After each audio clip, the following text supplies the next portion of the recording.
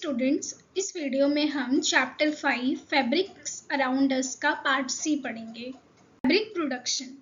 अब इसमें क्या है कि अलग अलग तरीके के जो फैब्रिक है ना आजकल मार्केट में अवेलेबल है।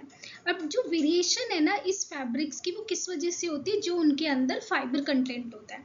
अब फाइबर कौन सा हो सकता है, वो कॉटन का हो सकता है, वूल का हो सकता है, नायलॉन हो सकता है, सिल्क हो सकता है।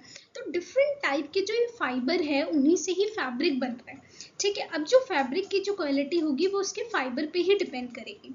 ठीक है, अब जैसे सेकंड जो पॉइंट कह रहा है कि जो भी आप फैब्रिक देखते हैं वो मोस्टली जो होते हैं यार्न से बनते हैं, लेकिन कुछ जो फैब्रिक ऐसे होते हैं वो डायरेक्टली फाइबर से बनते हैं। ठीक है, अब यहाँ पे थर्ड लाइन पे जो हाईलाइट है येलो से, उसमें क्या कह रहे हैं कि दो तरीके के दो मेन फैब्रिक है जो कि किससे बनते हैं, डायरेक्टली फाइबर से बनते हैं।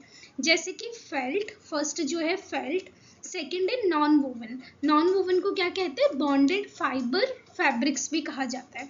ठीक है, अब ये जो है ये कैसे बनते हैं, जो फैब्रिक डायरेक्ट फाइबर से बनते हैं वो कैसे बनते हैं, उसमें सबसे पहले क्या होता है, जैसे फोर्थ पॉइंट में लिखा हुआ है कि सबसे पहले फाइबर्स को जब हम बिल्कुल एक साथ रखते हैं, ठीक है, कार्डिंग और कॉम्बिंग करने के बाद हम फाइबर्स को एक साथ अरेंज करते हैं ना, पैरेलल रखते हैं एक दूसरे के, तो उसमें क्या करते हैं एक मैट की फॉर्म बना देते हैं उसे, और वहाँ पे एडिशन किया जाता है। एडिशन का मतलब उसको एक साथ स्टिक किया जाता है।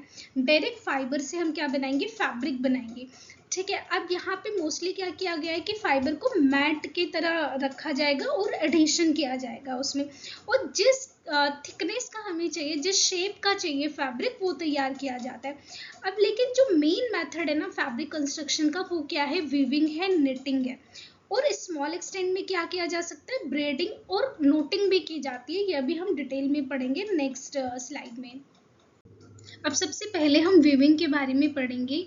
जो वीविंग है सबसे ओल्डेस्ट फॉर्म है टेक्सटाइल आर्ट का। ठीक है, अब इससे क्या, वीविंग के थ्रू हम क्या बना सकते हैं, मैट्स एंड बास्केट बना सकते हैं। ठीक है, अब जो वीविंग होती है ना वो वुवन फैब्रिक से बन रही है। ठीक है, अब यहाँ पे जो सेकेंड पॉइंट है कि जो वुवन फैब्रिक होता है वो टू सेट ऑफ यार्न से बनता है। ठीक है, और दोनों सेट ऑफ यार्न को हम राइट एंगल पर इंटरलेस करते हैं। ठीक है, राइट एंगल बनाते हुए हम इसे इंटरलेस करते हैं, जिससे कि कॉम्पैक्ट कंस्ट्रक्शन बनती है। ठीक है, अब ये हाथ से भी किया जा सकता है, मशीन से भी किया जा सकता है।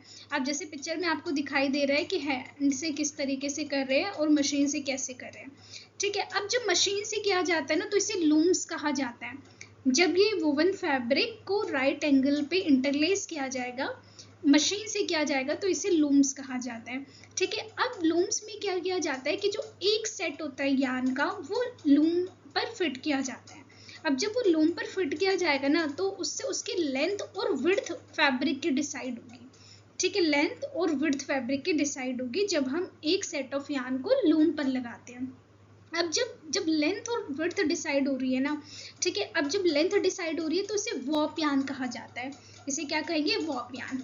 अब लूम्स पर जब इस यार्न को लगाया जाता है, ठीक है, अब इससे क्या होता है, इसकी फिक्स्ड टेंशन और इवन स्पेस भी मेंटेन होता है। अब सेकंड जो है, जो फिलिंग यार्न जो है उसको भी इंटरलेस किया जाएगा। ठीक है, जब फिलिंग यार्न को वेफ्ट यार्न कहा जाता है, फिलिंग यार्न को वेफ्ट यार्न कहा जाता है, ये याद रखना। ठीक है, अब जो लास्ट लाइन जो है, जो डायरेक्शन होती है ना यार्न की इस वुवन फैब्रिक में, उसे ग्रेन कहा जाएगा। क्या कहा जाएगा, ग्रेन। अब जो वॉर्प यार्न है जो कि लेंथ है, ठीक है, लेंथ वाइज ग्रेन होती है, इसी को ही हम सेल्वेज कहते हैं। और जो फिलिंग यार्न होती है उसको हम क्या कहते हैं, विड्थ वाइज ग्रेन है और वेफ्ट कहा जाता है। जो फिलिंग यार्न है वो वेफ्ट है। अब इस फैब्रिक के थ्रू आपको जो टर्म्स अभी हमने पहले पढ़ी वो क्लियर हो जाएंगी। ठीक है, जैसे कि आपको दिखाई दे रहा है नीचे, लेंथ वाइज ग्रेन जो है वही वॉर्प यार्न है। ठीक है, लेंथ वाइज जो ग्रेन जा रही है वो वॉर्प यार्न है, जिसे हम सेल्वेज भी कहते हैं। ठीक है, अब यहाँ पर क्या है, जो सेकेंड है क्रॉस ग्रेन को ही हम वेफ्ट कहते हैं। वेफ्ट यार्न क्या है, जो कि फिलिंग यार्न हमने पढ़ा। ठीक है, बीच में ट्रू बायस आपको दिखा रखा है, ये टर्म आपको इस फैब्रिक से क्लियर हो गई है। अब हम पढ़ेंगे निटिंग के बारे में। निटिंग आप सभी अवेयर होंगे कि जैसे पहले टाइम में आपकी नानी दादी ये हाथ से जो स्वेटर बुनते थे, सॉक्स बुनते थे, ये जो है वो निटिंग थी। ठीक है, निटिंग जो है वो इंटरलूपिंग की जाती है वन सेट ऑफ यार्न की। ये याद रखना, ये हाथ से भी की जाती है, मशीन से भी की जाती है। जो हाथ से की जाती है वो एक सेट ऑफ निडल यूज किया जाता है। ठीक है, अब यहाँ पे क्या होता है कि 2 निडल्स होती है, उन पे इंटरलूपिंग क्रिएट की जाती है यार्न की, तब जाके फैब्रिक बनता है। अब यहाँ पे सेकंड जो है ना, इसमें कहा गया है कि जो निटिंग जो मशीन से हो रही है, ठीक है, यहाँ पर क्या होता है कि सीरीज ऑफ लूप्स तैयार होते हैं निटिंग निडल के थ्रू और मशीन बेड के थ्रू। अब यहाँ पर क्या होता है, ईच सक्सेसिव जो रो होती है ना, उसमें इंटरलूपिंग बनती है, वो भी इंटरलूपिंग फर्स्ट रो से बनती है। ठीक है, अब जैसे फर्स्ट रो तैयार होगी तो उसी का ही जो उसी से ही लूप लेकर तब नेक्स्ट रो डिसाइड होगी। अब जो मूवमेंट होती है ना यार्न की विड्थ वाइज जो चलती है, वो हमने क्या पढ़ा था, उसे हम फिलिंग कहा जाता है, फिलिंग यार्न कहा जाता है और वेफ्ट कहते हैं। तो इस केस में क्या होगा, जो यार्न विड्थ वाइज चलेगा, ठीक है, उसे हम वेफ्ट निटिंग बोलेंगे। अभी हमने निटिंग प्रोसेस के बारे में पढ़ा कि निटिंग किस तरीके से होती है, उसमें लूप बनते हैं। ठीक है, अब हम उससे बनने वाली फैब्रिक के बारे में, उसकी क्वालिटी के बारे में पढ़ेंगे। तो निटेड जो फैब्रिक्स होते हैं ना, वो बहुत जल्दी बनते हैं। और क्यों जल्दी बनते हैं, क्योंकि उसमें लूप्स बनती है। जो फर्स्ट रो की लूप थी, उसी से ही सेकंड लूप जो है वो डिसाइड होती है। ठीक है, सेकंड रो बनती है। अब ये जो है बहुत ज़्यादा इलास्टिक होते हैं और जो फिटेड कपड़े होते हैं ना, उसमें यूज़ किया जाता है, जैसे कि वेस्ट हो गया, अंडरवियर हो गए, सॉक्स हो गई। ठीक है, ये बहुत ज़्यादा पोरस है। पोरस का मतलब क्या है कि इसमें मतलब फ्री सर्कुलेशन ऑफ एयर होगी। ठीक है, हवा का आना जाना इसमें अच्छा होगा, जिससे कि क्या होती है, हमारी मूवमेंट भी अच्छी होगी, वो कपड़े हमारे लिए कंफर्टेबल भी होंगे। इसीलिए ये बहुत ज़्यादा अच्छा होता है स्पोर्ट्स वेयर के लिए भी। अब हम पढ़ेंगे ब्रेडिंग के बारे में। ठीक है, इससे पहले हमने विविंग पढ़ा, निटिंग पढ़ा। अब ब्रेडिंग में क्या होता है कि जो ब्रेडेड फैब्रिक होता है उसके अंदर डायगोनल सरफेस इफेक्ट होता है। और ये बनता कैसे है, जब प्लेटिंग की जाएगी 3 और मोर यार्न्स की।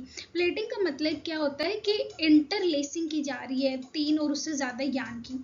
अब ये जो ओरिजिन होगा इनका एक सिंगल लोकेशन से होता है और ये एक दूसरे के पैरेलली लाई करते हैं। जब हम पैरेलली लाई करते हैं उसके बाद हम इंटरलेसिंग करेंगे इन सब की। ठीक है, अब ये जो ये फैब्रिक जो है, इससे क्या बनेगा, शोलेस बनेंगे, रोप्स बनेंगे, insulation for wire and trimming. ठीक है, अब जो नेक्स्ट है वो नेट है।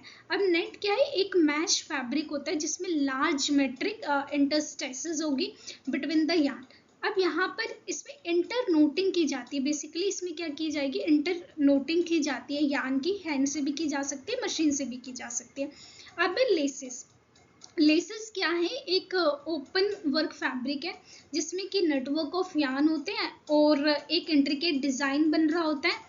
अब यहाँ पर ये जो है ना, ये जो प्रोडक्ट होता है, ये काफ़ी सारे प्रोसीजर जो है, जैसे यार्न ट्विस्टिंग है, इंटरलूपिंग है, नोटिंग है, इन सब की कॉम्बिनेशन से लेसेस तैयार होते हैं।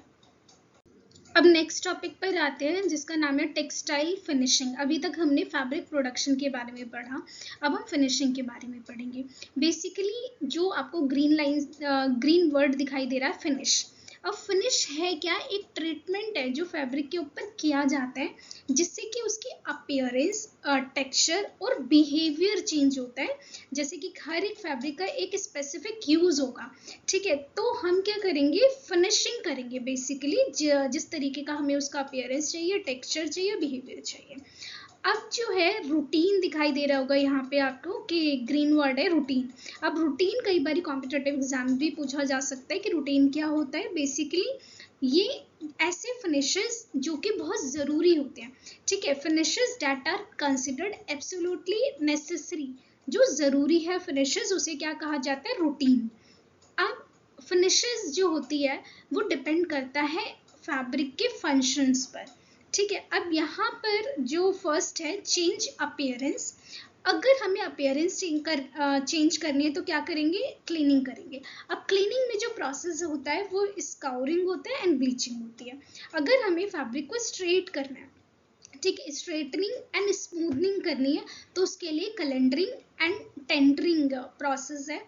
सेकंड, अगर मुझे चेंज करना है टेक्सचर, ठीक है, तो उसके लिए स्टार्चिंग होती है और साइजिंग है and special calendering process use होता है।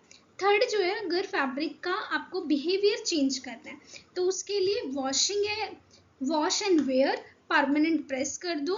वाटर रेपेलेंट को हम वाटर प्रूफ भी कहते हैं कि वाटर प्रूफ जैसे ड्रेसेस होती है वो, स्मूथ प्रूफ, फ्लेम रिटार्डेंट जिसे फायर प्रूफ कहते हैं। एंटी श्रिंक के लिए हम क्या यूज करेंगे, सैनिटाइजेशन प्रोसेस यूज करेंगे। Finishing with colour. अब फिनिशिंग विद कलर में क्या होता है, जब हमें फैब्रिक को डिजायर्ड कलर देना होता है, जो हम कलर चाहते हैं वो करना होता है, ठीक है। अब ये जो डिपेंड करता है कि केमिकल जो नेचर होता है फाइबर का और डाई पर, उस पर डिपेंड करता है, ठीक है, और जिस तरीके का हमें इफेक्ट चाहिए उस पर डिपेंड करेगा। अब जो कलर एप्लीकेशन होती है ना, कैन बी डन, वो जो मतलब कलर एप्लीकेशन हर एक स्टेज पर हमने पढ़ा था ना फैब्रिक किस तरीके से बनता है। तो सबसे पहले एट द फाइबर स्टेज, ठीक है, हम कलर कर सकते हैं, फाइबर स्टेज पे भी कर सकते हैं। अब ये फाइबर स्टेज पे कब किया जाता है, जब हमें डिफरेंट कलर्स के यार्न चाहिए होते हैं, ठीक है, या फेल्ट चाहिए होता है। फेल्ट अभी पढ़ा था ना कि जब फाइबर से ही डायरेक्ट फैब्रिक बनेगा तो उसे फेल्ट कहा जाता है, ठीक है। सेकेंड जो है यार्न स्टेज। अब यार्न स्टेज में कब चाहिए होता है, जब हमें वुवन चेक करना होता है, stripes and other woven pattern चाहिए होते हैं, तब यार्न स्टेज पे हम कलर कर सकते हैं। अब है third, the at fabric stage. Fabric stage जो कि मोस्टली किया जाता है सॉलिड कलर डाई के थ्रू, और जैसे कि बाटिक होती है, इस पे टाई एंड डाई हो सकती है और प्रिंटिंग की जा सकती है। फैब्रिक तो मोस्टली कॉमन यूज किया जाता है। अब आते हैं प्रिंटिंग पर। प्रिंटिंग क्या है, बेसिकली जो कि हम फैब्रिक पर कलर दे रहे हैं, ठीक है। अब ये जो है बहुत ज़्यादा एडवांस्ड और स्पेशलाइज्ड फॉर्म है डाइंग की, ठीक है। अब इसमें क्या होता है, ये इन्वॉल्व करता है लोकलाइज्ड एप्लीकेशन करता है कलर्स की, ठीक है। जिस एरिया पे मुझे कलर चाहिए उसी एरिया पे आपको कलर देगा ये, ठीक है। ये एक स्पेशल टूल है जिसमें क्या होता है कि हम ट्रांसफर करते हैं कलर को एक स्पेसिफिक एरिया पर, ठीक है। अब यहाँ पर ये क्या करेगा, it allows the application of a number of different colour on the fabric, मतलब अलग अलग फैब्रिक पे कलर देगा, ठीक है। डिफरेंट कलर्स जो मुझे फैब्रिक पे चाहिए वो देगा। अब ये हैंड टूल से भी किया जा सकता है, ठीक है, जैसे कि ब्लॉक्स हो गए, स्टेंसिल्स हो गई, स्क्रीन्स हो गई। और अगर इंडस्ट्रियल लेवल पर होता है तो ये एक मशीन के थ्रू ही होगा, जैसे कि रोलर प्रिंटिंग की जाती है, ऑटोमेटिक स्क्रीन प्रिंटिंग की जाती है।